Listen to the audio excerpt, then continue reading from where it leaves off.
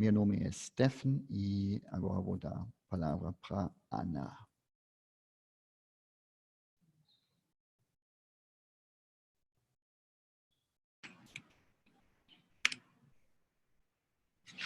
Boa noite a todos, também do meu lado agora, espero que meu áudio esteja bom, que todos possam me escutar com qualidade. Ana Lúcia é o meu nome, e abro com essa foto aqui, que mostra um pouco da nossa jornada e por que, afinal, estamos falando desse assunto com vocês aqui hoje. É uma foto na África do Sul, que foi onde fizemos o primeiro curso de Teoria U em 2011. A gente foi para Zâmbia em 2009, a trabalho do governo alemão, e buscando metodologias de gestão, metodologias de processos de mudança. Descobrimos a Teoria U e de lá derivou o Think Environment também na nossa vida, que chegou então com a gente ao Brasil mais tarde. E essa foto, a gente está no ponto mais sul da África do Sul, que é onde dois oceanos se encontram, o Índico e o Atlântico. E para nós, esse curso foi um divisor de água, verdadeiramente um divisor de águas, e a gente quer convidar vocês a aprender e trocar experiências com a gente. Acredito que tem nesse público muita gente que já trabalha também com essas abordagens, então é uma troca de aprendizagens também, de certa forma, pelas perguntas que vocês podem enviar. E aqui hoje é uma vontade de compartilhar um pouquinho disso que tem sido a nossa experiência com a Teoria U desde então. É mergulhar nessas águas profundas, que essa tem sido a nossa experiência desde então. E vamos seguir então.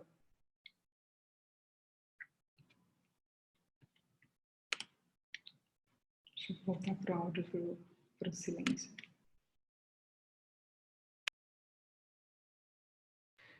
Então, começamos a trabalhar com Teoria U desde 2013. A Ana fez o primeiro projeto em 2013 na Zâmbia, facilitando uma reestruturação do setor jurídico na Zâmbia. Isso foi 2013.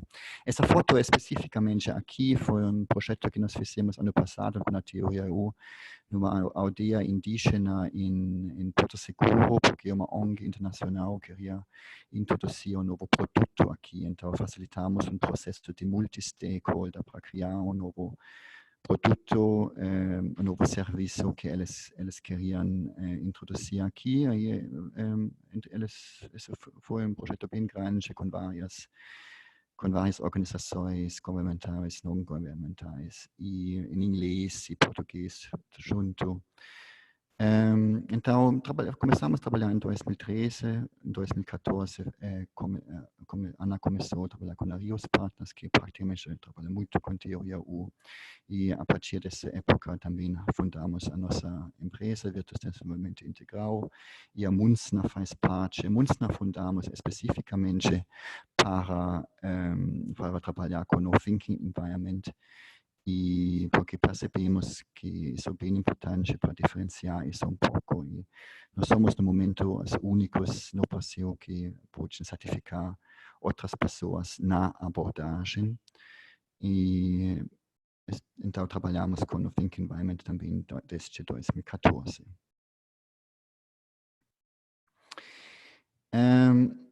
Eu praticamente tinha outra experiência mais profunda em 2014. Eu fiz minha tese do meu mestrado na Inglaterra sobre Teoria U e como você pode desenvolver liderança para a sustentabilidade usando Teoria U. E entrevistei pessoas no mundo inteiro que usam Teoria U e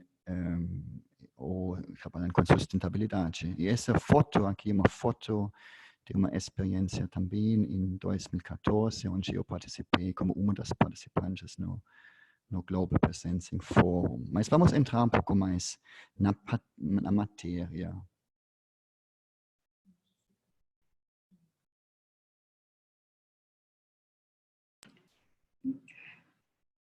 Bom, antes de entrar na matéria, a gente quer introduzir para vocês um pouquinho da Teoria U. Não sabemos quantos já têm contato com ela ou ainda não, e do Think Environment. E antes de chegar lá, onde mais se usa isso? Para que serve Teoria U, Think Environment? Porque hoje tem tanta gente buscando acessar esse tipo de abordagem. O Stefan falou de algumas experiências que nós tivemos, mas é possível usar a teoria U ou o Thinking Environment ou diversas abordagens que trabalham com acompanhar a mudança da consciência. É possível usar desde para criar a visão de uma empresa, para que ela seja implementada. É possível trabalhar com mudança organizacional, dentro de um olhar muito sistêmico, considerando todas as partes que já estão funcionando ou as que não estão também, gerando o mínimo de resistência, como que lida com a resistência ou reduz o fator resistência dentro de processos de mudança. E como são líderes que assumem grandes responsabilidades, que processos de gestão eles aprenderam, que às vezes são ferramentas que já não respondem mais para os desafios de complexidade dos tempos atuais. E temos alguns exemplos também de empresas muito grandes que estão usando, no Brasil a Natura, fora do Brasil a Lufthansa, por exemplo, na África do Sul. E a gente trabalha com o desafio mais comum dos líderes nos seus negócios e muita gente chega com assuntos como reestruturar suas áreas, reestruturar equipes, lidar com mudanças rapidamente, criar produtos novos, serviços novos e praticamente lidar com o dia a dia do resolver problemas. E como é, então, resolver problemas de um lugar talvez não só tão racionalizado e ferramental, mas de um lugar muito mais profundo, que traz mudanças e respostas mais sustentáveis para o futuro que quer emergir. Stephanie. Mas o que é a teoria U em final? Então, foi criada pelo Otto Scharmer, nós vamos falar um pouco mais sobre ele um pouco mais tarde, mas uma das pontos principais é que ele fala que nós precisamos eliminar o ponto cego de liderança. Ok, o ponto cego de liderança também vou falar um pouco mais em detalhe, ou nós vamos falar um pouco mais em detalhe logo depois. Mas, em princípio, a teoria U também é um processo de mudança baseado na consciência. Então, a partir olhar o que é mesmo importante no momento para fazer. E olhar mais para o futuro e olhar menos para trás. Então, quais são as informações que nós temos no momento, quais são as possibilidades que nós temos no momento, qual é a qualidade da nossa presença e a partir disso criar mudanças que mesmo importam, que podem ser usadas em empresas, na sociedade, em famílias até, e isso é bem ampla.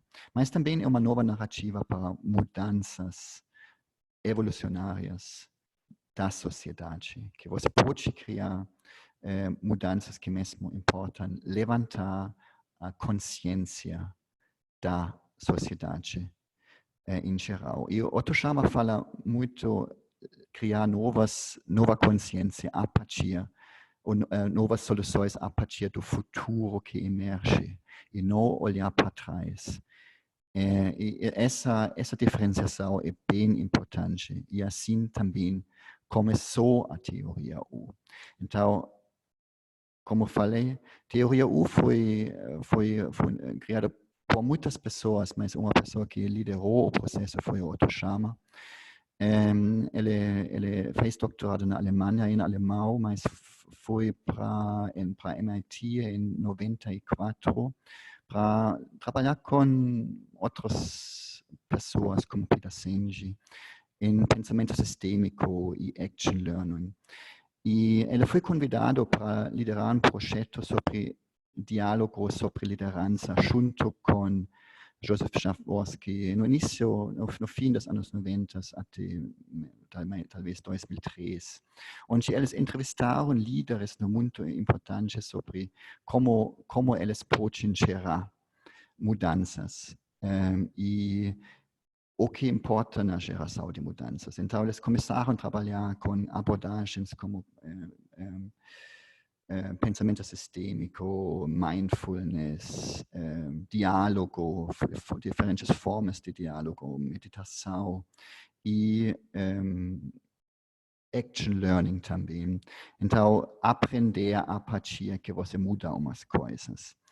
E foram criados vários livros, e aqui nós mostramos os livros onde Otto Scharmer participou. O primeiro livro foi Presença, em coautoria com Peter Senge, Joseph Jaworski, Peter Flowers, que é mais diálogo. Depois Teoria U, acho que foi publicado em 2007. Liderar a partir do futuro, 2014, 2013. E The Essential of You, que no momento em tradução para português, que foi publicado no ano passado. E foi um longo processo, mas baseado em muita pesquisa para ver como as coisas, como você pode criar mudanças que mesmo importam. Ana?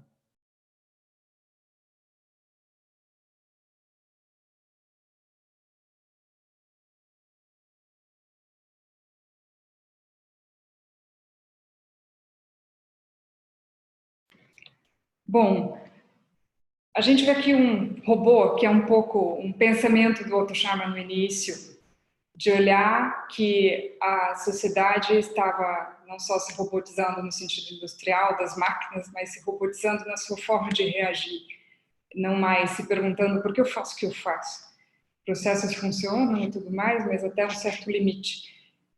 E ele viu que havia duas formas de líderes trabalharem e aprenderem. E uma forma é aprender das lições do passado, e muitos fazem isso, a maioria das ferramentas de gestão são desenvolvidas a partir de experiências do passado e aprendizados do passado. E muita gente pergunta para a gente, a partir desse lugar, vocês têm cases? Onde funcionou? Quais são os cases de sucesso do trabalho com teoria U, Thinking Environment? E o Otto Scharmer trouxe um olhar novo, que é uma outra forma de olhar para o aprendizado do líder, que é a partir do futuro que quer emergir e não mais do você um robô repetindo padrões do passado. Mas esse lugar do futuro que quer emergir precisa um outro canal de aprendizagem e não mais somente usando repetição de padrões do passado. Eles podem ser necessários e precisamos aprender com as experiências do passado, mas muita coisa não mais responde aos desafios tão complexos do presente e do futuro. E é desse lugar que ele identificou que a gente tem um ponto cego de acessar um canal que é muito mais ligado ao que sentimos em relação ao que o futuro pede de nós, ao futuro que ele chama, o futuro que quer emergir e exige respostas de mim de um lugar totalmente desconhecido e novo.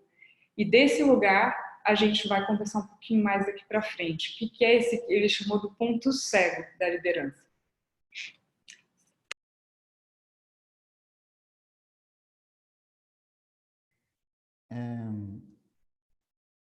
Então, o ponto cego da liderança vem de um conceito que nós olhamos sempre muito nos resultados.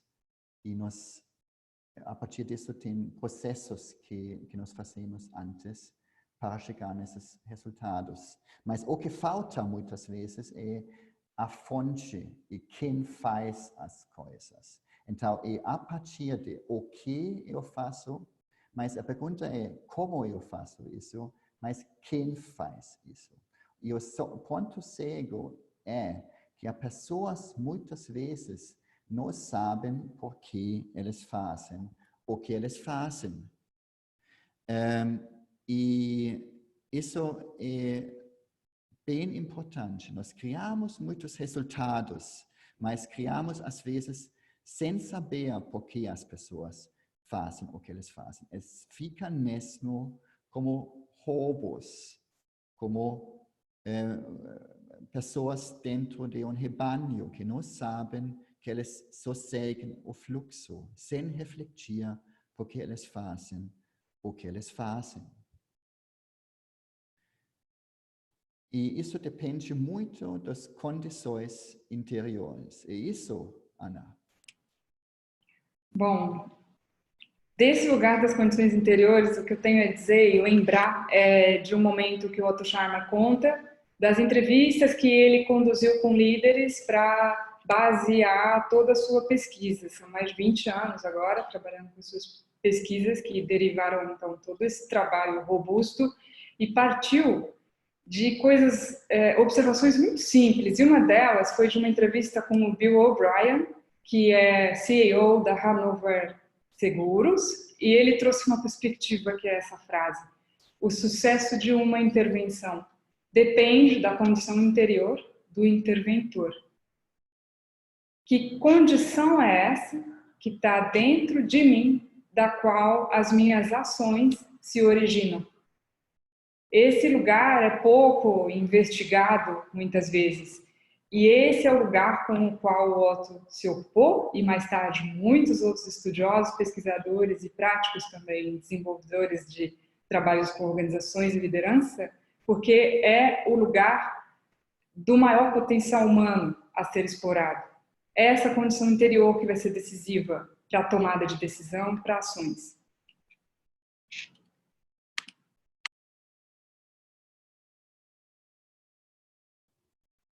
Voltando um pouco para a teoria U, como foi criado, então, em um momento também, Otto Scharmer perguntou, uma desses líderes, e ele perguntou, como você cria mudanças profundas? E esse líder, ele falou, precisa ter 3 movimentos em geral. Para qualquer coisa que se sustenta, primeiramente, precisa observar, só observar, pegar todas as informações dos stakeholders, do ambiente, dos competidores, dos seus fornecedores, as suas informações internas, dos colaboradores, seus próprios informações, o que você sente no corpo, e observar isso primeiro, sem julgar. E depois, precisa retirar-se e refletir, e deixar o conhecimento intrínseco emergir. Significa mesmo observar o que precisa ser feito. E quando você faz isso, depois o próximo passo é reagir ou agir em um instante. Em um movimento muito rápido e a partir da informação que você criou na fase de observar e retirar-se e refletir a partir da conexão com a sua própria essência e a essência da organização. Depois, agir. Mas o que significa esse observar? Nós vamos focar um pouco mais no lado esquerdo aqui do U. E talvez falamos um pouco sobre o fundo do U que nós falamos. E também vamos olhar um pouco para, um pouco menos para o lado direito do U, de agir de uma instância. Então, observar, e como o Sherlock Holmes aqui mostra, mesmo só observar, sem julgar. E como você faz isso?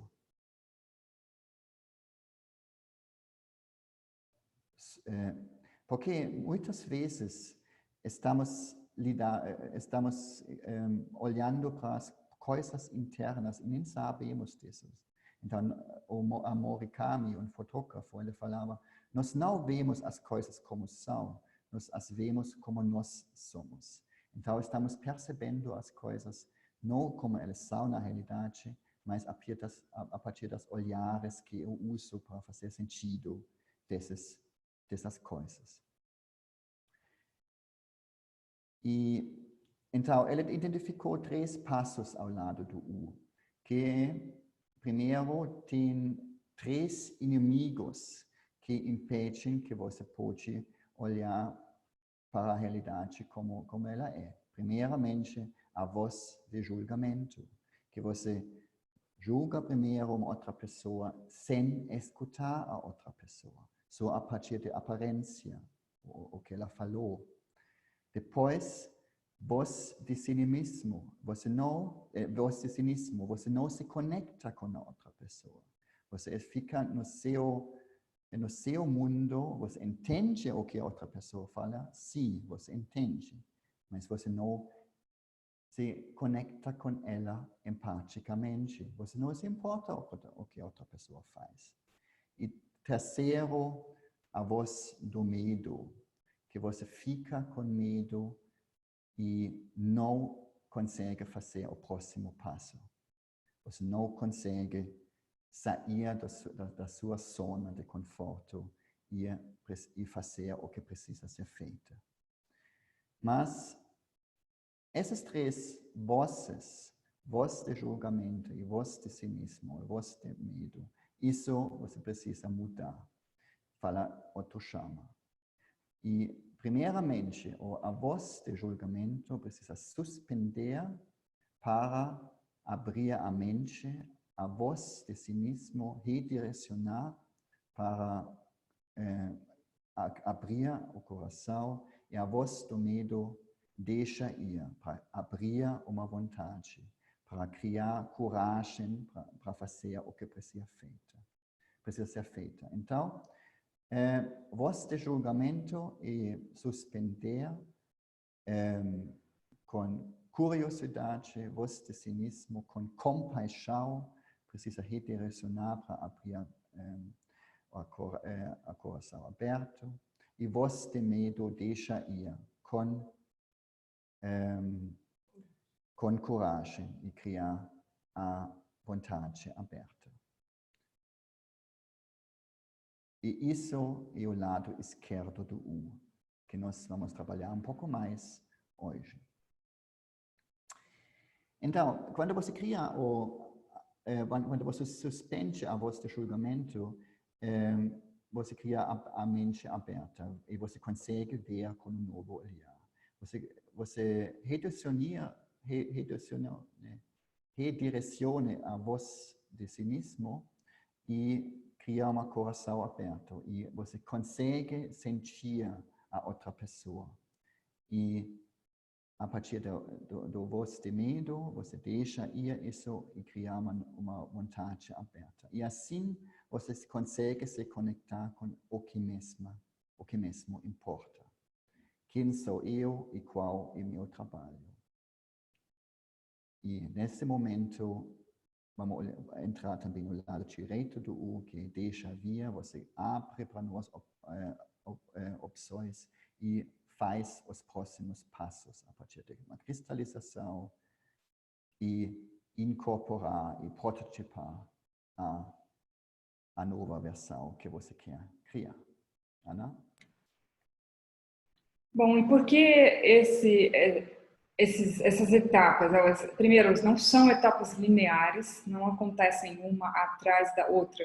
Mas o que é observável é que, para conseguir inovar, fazer mudanças sistêmicas e profundas, existem etapas, sim, e precisa sair de um lugar comum, que é esse lugar dos padrões de passado, que o Otto chamou de downloading. Então, a gente está trazendo isso porque passamos, depois, mais para frente, com o Thinking Environment, muito rapidamente, a gente desce a curva esquerda e a direita entra em ação.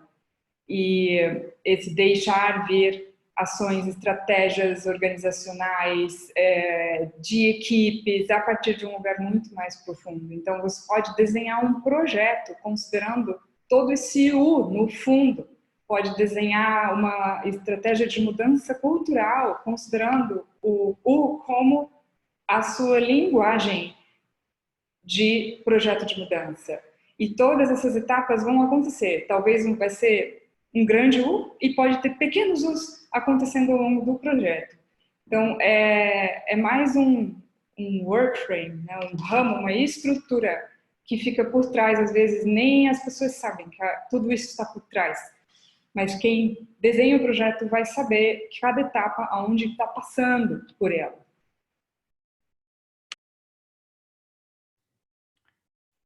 Exatamente. E depois disso, você consegue realizar tudo. Então, é um processo que você consegue fazer desta forma, e para cada etapa desse processo, tem várias ferramentas que você consegue usar. Mas nós vamos olhar um pouco mais como você consegue criar esse lugar no lado esquerdo do U, esse lugar que lida depois para a presença. Primeiramente, Otto Scharmer criou também uma teoria sobre escuta e como as pessoas conversam entre si. Primeiramente, tem hábitos de julgamento, e ele chama isso também de downloading, e falando bonito. Nesse momento, você fala o que os outros querem ouvir. Por exemplo, tudo bem, Ana? Tudo bem, tudo bem. E obrigado, e a conversa terminou. Depois, como próximo passo, percebendo as diferenças, os fatos. Nesse momento você já consegue ver que a outra pessoa é um pouco diferente, ela também tem outras necessidades, mas ainda não se conecta muito. E nesse momento você olha, você fala com firmeza, você fica no seu próprio ponto e você fala o que você pensa e você fica no seu ponto de vista. Por exemplo, tudo bem, Ana? Tudo mais ou menos, não tá tão bem, na verdade. Então, tudo bem, né? Mas tudo bem. Depois, você entra em uma escuta empática e, nesse momento, você consegue desligar, você consegue se conectar com a outra pessoa empaticamente, você consegue entrar no lugar da outra pessoa. E isso acontece através de um diálogo. Você está investigando e refletindo o que a outra pessoa fala. E você está se vendo como uma parte de tudo. Você está investigando mesmo os pontos da outra pessoa. De novo, um exemplo. Tudo bem, Ana? Tá tudo bem, ao mesmo tempo eu não tô muito confortável porque tô com muita raiva. Eu acabei de explodir num conflito com um colega e não tá legal. Sinto muito. Posso te ajudar numa forma? Precisa de uma coisa de mim nesse momento? E então você entra mesmo, você entende onde a outra pessoa está. E você consegue se conectar com a outra pessoa. E mesmo sentir o que a outra pessoa está sentindo. Você abre o seu coração com muita compaixão. Depois tem a escuta generativa, onde você escuta a partir da fonte e você cria um diálogo generativo também. Você está criando em conjunto. Nesse momento entra em um processo de criatividade alta, uma criatividade coletiva, e cada um está conectado com autêntico e o que você entende a outra pessoa, mas está criando um campo em conjunto para criar uma coisa em conjunto. É bem difícil para dar um exemplo aqui, mas quando vocês entram em um fluxo e as ideias são criadas naturalmente, isso normalmente é um diálogo generativo. Ana, você quer complementar isso? Aqui é difícil dar um exemplo, porque precisa criar um campo onde esse diálogo acontece. Parece que ele não acontece ainda espontaneamente, com muita frequência, nas nossas interações do dia a dia. Eu posso dar exemplos de o que as pessoas relatam quando elas entram nessa experiência de diálogo. Em geral, elas relatam: eu perdi a noção de tempo. Ela talvez conversou por 1 hora com alguém e passaram como minutos. E é uma sensação de muita conexão com o outro. Eles podem ter pensamentos divergentes, opiniões opostas, e tá tudo bem. E tem uma coisa de conseguir se colocar, realmente ver o mundo pela lente do outro. Se colocar no lugar do outro muda totalmente o ponto de referência da percepção do que realmente pode estar acontecendo. Esses são relatos comuns de quando a gente entra nesse nível de escuta. E a gente está trazendo isso porque temos muito interesse em entrar mais e mais nesses níveis mais profundos de escuta e conversação. E é bom conhecer os mais convencionais e compreender onde cada um está operando na maior parte do seu tempo. E como faz para, então, aprofundar esse nível de conversa, que é onde pode começar a acontecer a verdadeira inovação, é trazer o real novo, entrar em contato com coisas realmente novas, ali que emergem soluções realmente diferentes, inesperadas.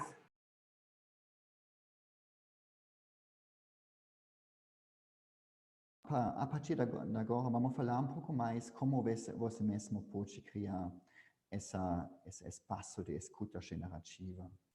E então a pergunta é, como atingir o nível 4 de escuta e conversação, Ana? Bom, foi nesse momento que a gente entrou mais profundamente no Think Environment e observamos que ele promove a descida do U muito mais rapidamente para acessar esse nível 4.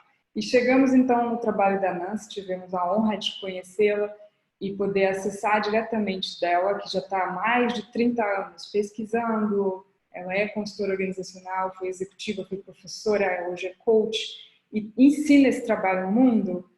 E ela traz essa frase que é muito guia para nós, que é o primeiro trabalho de um líder, é criar um ambiente onde as pessoas possam pensar por si mesmas. E esse lugar de pensar por si exige muita coragem. E posso ir para a próxima página? E da onde que ela baseou o trabalho dela? Foi uma observação que a qualidade de tudo o que fazemos depende da qualidade do pensamento que desenvolvemos antes da ação. Tudo que a gente faz, toda decisão que a gente toma, antes disso tem um pensamento. E do que depende a qualidade do nosso pensamento? E essa foi a pergunta com a qual ela se ocupou por mais de 30 anos, e ela relata em um de seus livros, que talvez já começou na escola, aos 7 anos de idade, quando ela questiona um professor, e o professor a repreende pelo seu questionamento, e ela percebe que não é tão fácil entrar nesse lugar de pensamento completamente independente, mas é necessário. E como então a gente influencia essa qualidade de pensamento e não bloqueia processos de pensamento entre as nossas equipes, entre parceiros, colegas, casais, famílias? E aí ela chegou numa resposta muito instigante, que depende da forma com que a pessoa é tratada pelas pessoas ao seu redor, enquanto está pensando. E isso é o que a gente tem confirmado na prática, que a forma com que tratamos as pessoas ao nosso redor é que influencia a qualidade do pensamento delas. Ou bloqueia e trava, ou liberta para pensamentos novos. E essa forma de tratar, mais tarde, ela descreveu, e esse se tornou o coração do trabalho do Think Environment, do que são, afinal, os cursos e treinamentos e o que a gente faz ou tenta transmitir para as pessoas. Ela descreveu como os 10 componentes, podia ser 9, 11, a gente sempre brinca, deve ter algum mais, mas na verdade esses sempre estão presentes quando queremos construir esse ambiente de pensamento de qualidade. E começa pela atenção. E apesar da palavra ser muito conhecida, esse lugar da atenção é um ponto de escuta muda. O lugar de onde eu escuto muda.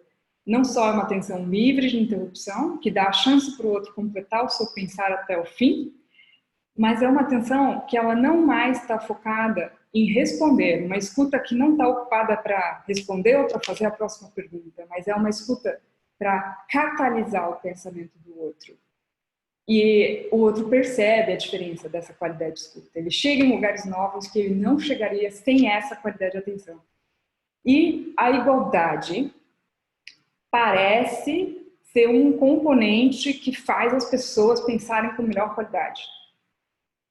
E nós sabemos quando estamos sendo tratados como iguais. Não necessariamente...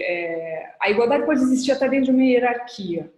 A igualdade enquanto seres pensantes. Seres que temos capacidade de pensar, gerar soluções e somos tratados com essa mesma dignidade, de capazes. É esse o lugar da igualdade. E é maravilhoso quando eu realmente trato o outro no seu lugar de igual a mim, o que ele se torna capaz.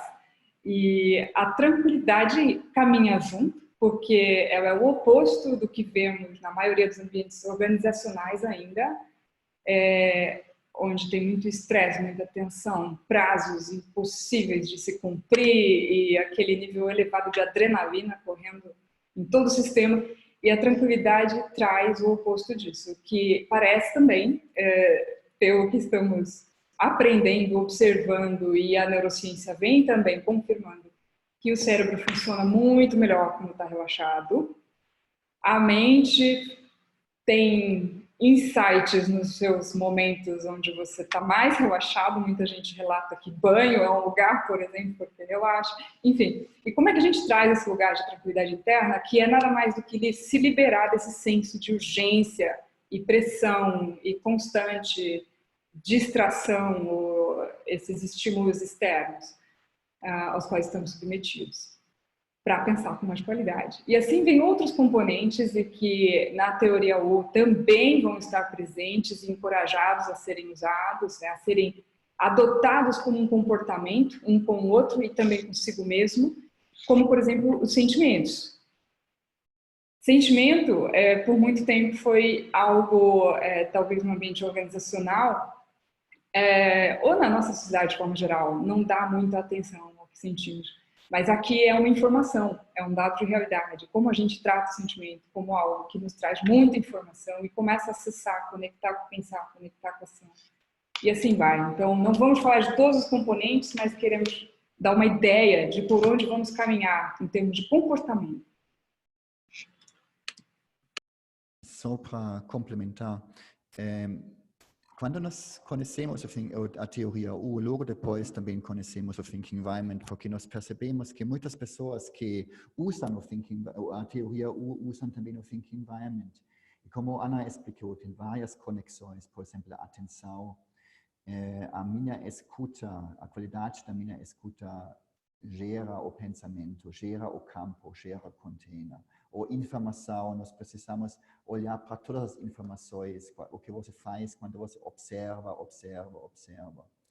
E diversidade, ao mesmo tempo, nós pensamos melhor quando nós estamos olhando para a diversidade que temos no sistema. Você pode planejar tudo o que quiser, mas quando você não reconhece a diversidade que tem no sistema, você não vai ter sucesso em um momento. E isso também tem muito a ver com observar da teoria U. Mas vamos para continuar com os comportamentos, Ana. Bom, é um webinar introdutório, então a gente não vai explorar todos os componentes ou muitos detalhes e nem ter a chance de fazer uma prática de como é adotar esses comportamentos, porque por mais que seja possível ler os livros, não é possível aprender nem teoria U, nem Thinking Environment, sem a prática, só lendo.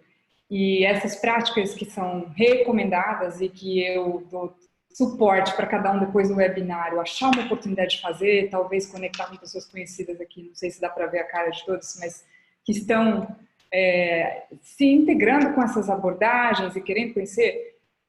Por exemplo, as rodadas, a gente faz rodadas como a prática que mais traz igualdade, e em reuniões as torna muito produtivas só pelo fato de instituir rodadas, onde cada um tem a sua vez garantida para falar, é algo muito simples, e às vezes usando o timer. Trabalhando com discussão aberta, dentro de um ambiente de pensamento, não tem interrupção. Então, vira algo muito mágico. Então, a pessoa tem que aprender a ser sucinta, se policiar. Os pares de pensamento, as duplas, sugiro muito para vocês falarem, que é nada mais do que pôr um tempo, 3 minutos, 5 minutos, às vezes 1 hora, se tiver esse luxo, e uma pessoa vai sustentar os componentes, enquanto a outra pensa sobre um assunto que é muito relevante e ela quer avançar. E a outra pessoa não vai interromper, não precisa responder, vai só relaxar e dar os componentes para a pessoa pensar sobre o seu assunto e ver onde ela vai chegar. Diálogos, e aí aplicamos tudo isso para reuniões, para coaching, mentoria. Imagina como é um coaching que não interrompe o seu cliente e permite que ele chegue até o final do seu pensamento. Imagina uma mentoria que trata o mentorado com igualdade. E apresentações, entrevistas, enfim, tem trabalhos em grupos, aplicações muito específicas ou no 1-a-1. E a base sempre são os componentes.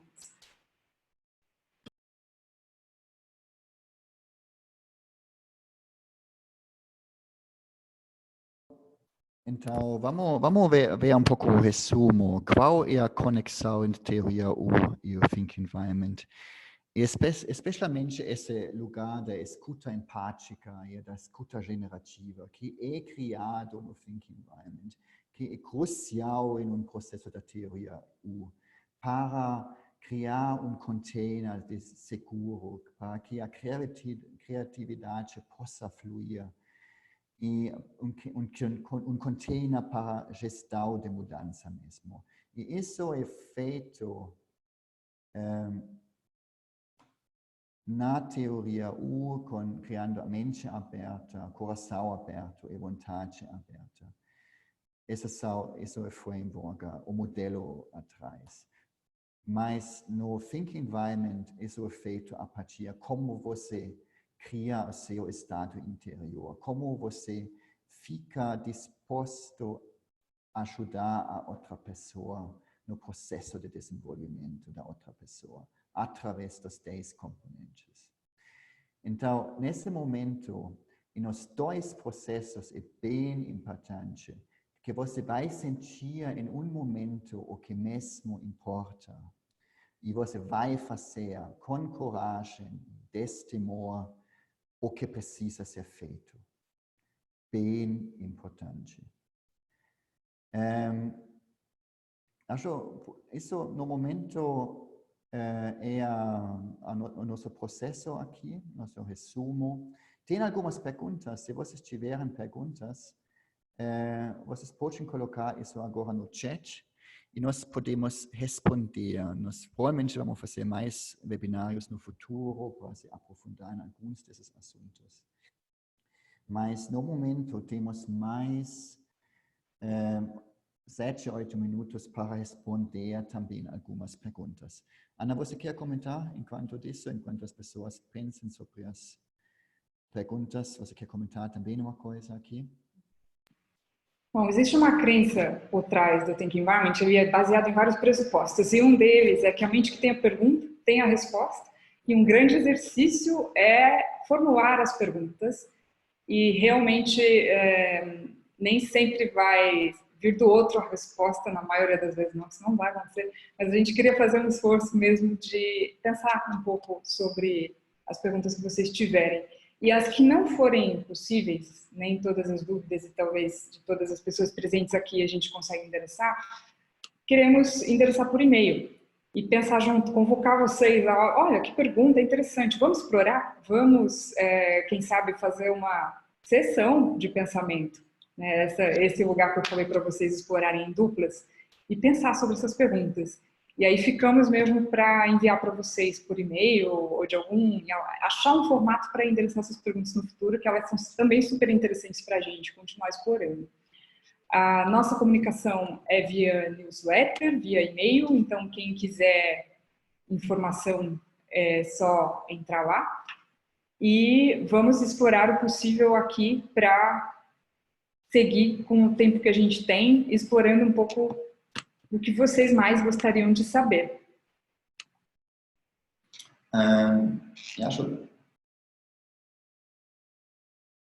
Eu acho que temos uma pergunta. Em ambientes muito competitivos, então em bancos. Dos nossos clientes que trabalhamos por muito tempo foi uma organização no banco, no sector bancário, uma organização que cuida de todos os TEDs e DOCs no Brasil. E eles implementaram a teoria U e o Thinking Environment, as duas coisas, mais o Thinking Environment. E lá nós conseguimos trabalhar com muitas pessoas durante nossa formação também, e formação de outros facilitadores, porque na formação, quando você se torna facilitador oficial do Time to Think, você precisa fazer estágios e praticar com clientes. E isso fizemos lá dentro dessa organização no sector bancário e formamos 100 pessoas lá. E gerou um movimento. Depois até começaram 5 pessoas para se tornar facilitador interno. E foi um processo bem bacana.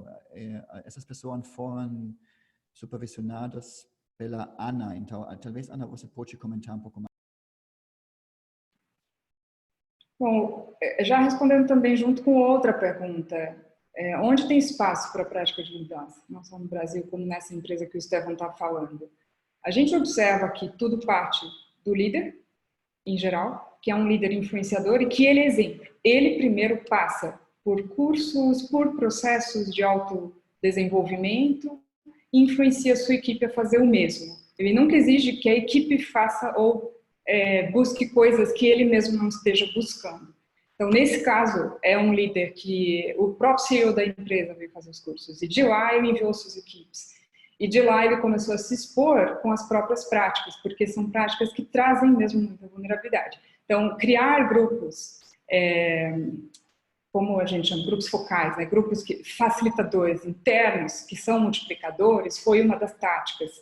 E esses facilitadores vão disseminando para suas equipes. É muito mais interessante do que colocar um consultor externo, treinadores externos. Em teoria U, um bom exemplo é como eu primeiro sensibilizo o meu cliente. Então, na Zâmbia, quando eu comecei com o primeiro projeto de teoria U, a parte de sensibilização é extremamente importante, identificar quem são os champions do sistema. Os champions são aquelas pessoas que adotam muito cedo uma coisa nova. E eles gostam muito de experimentar algo novo quando eles confiam em você. Então, a primeira base de relação a ser estabelecida é a confiança, como para todos os processos que vêm depois funcionarem. Da confiança é uma base de empresas que estão abertas à experimentação, já estabeleceram alguma política de tentativa e erro é permitido, a cobrança para errar, ou a tolerância ao erro já está sendo um pouco desenvolvida, porque todos esses processos, como no Design Thinking, vão exigir iterações de tentativa e erro. E no exemplo da Zâmbia, apesar de ter sido no setor público, ele é todo transferido para qualquer organização, qualquer sistema humano.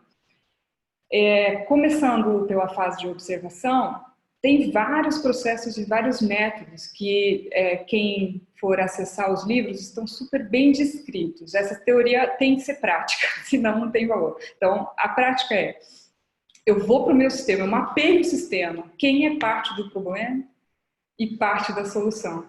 Então, vamos pensar nesse setor da justiça, que é o projeto, o primeiro onde eu trabalhei. Desde os presídios a gente visitou, desde pessoas dentro do Ministério da Justiça, delegacias, presos, falar com os presos, com as famílias dos presos. Então, o que é mapear esse sistema? E no setor da justiça da Zâmbia entram os líderes das tribos, que também praticam justiça informal. Então, mapear esse sistema é o primeiro passo. É maravilhoso de entender quem é parte, quem são os atores do sistema. E aí a gente chega em 40 atores para um sistema desses, e não são todos, mas mapeia, dá um exemplo.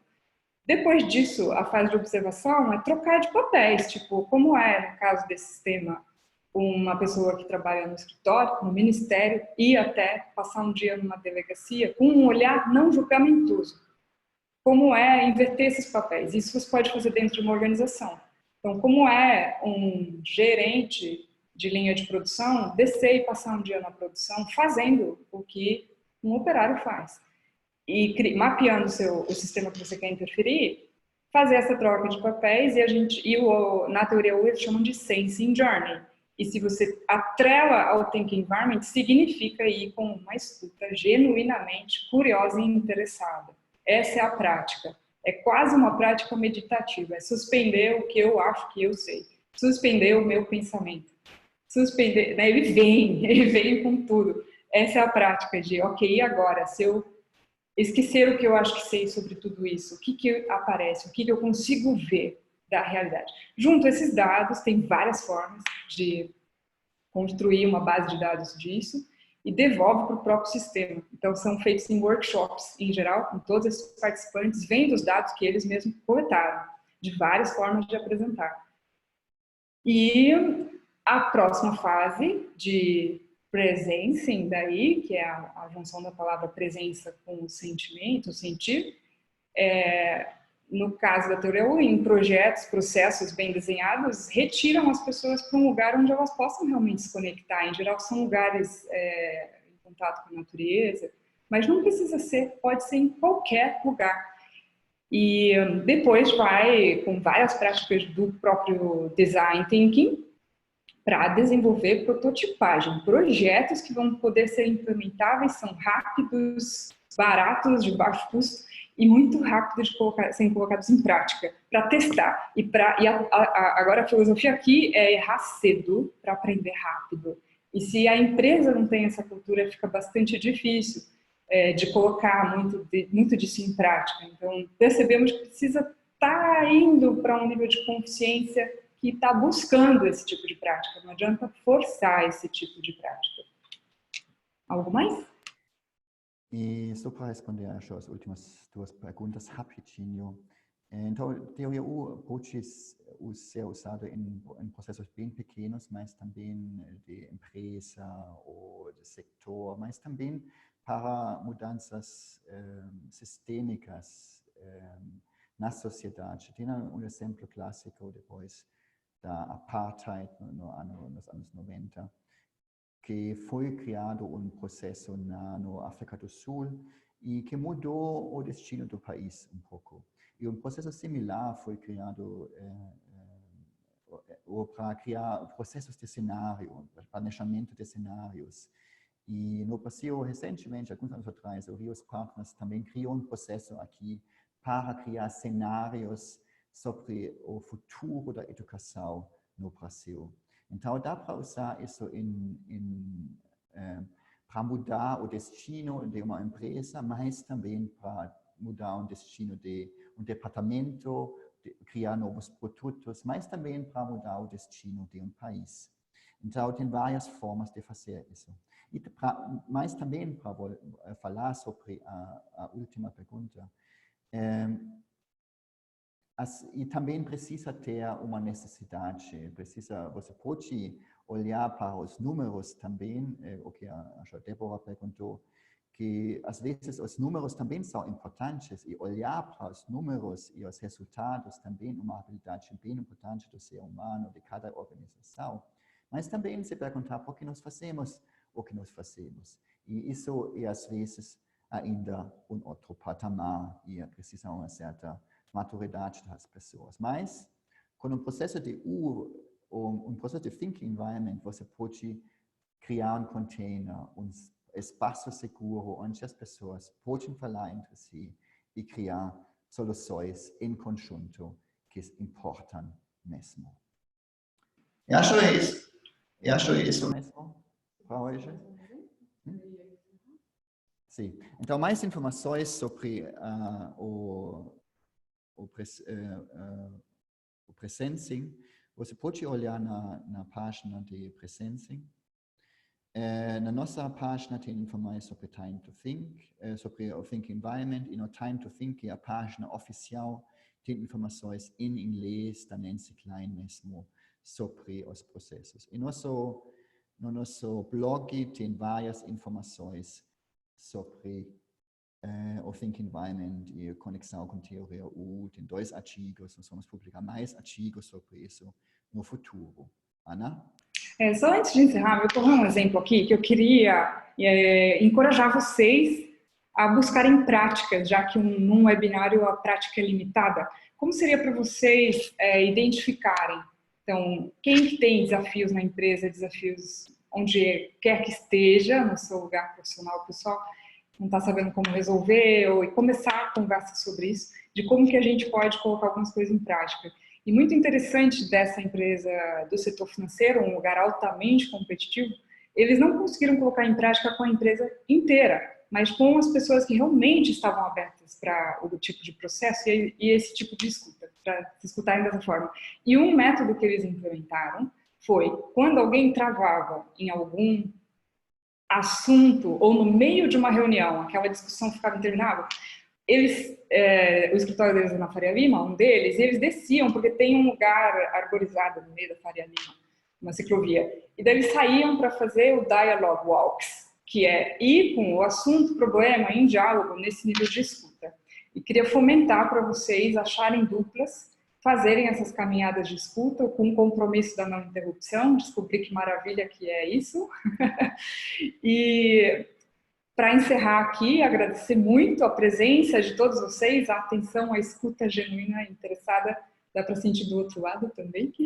E convidar vocês, então, antes de se desconectarem do webinar, para entrarem em um link aqui que vai responder uma pergunta que está no chat, que é o que mais que vocês têm interesse para resolver coisas do dia a dia de vocês, o que mais que vocês buscam, o que vocês gostariam de se aprofundar, ok? E aí tem um link que está postado agora, que vai para um formulário para vocês poderem responder isso antes de se despedirem.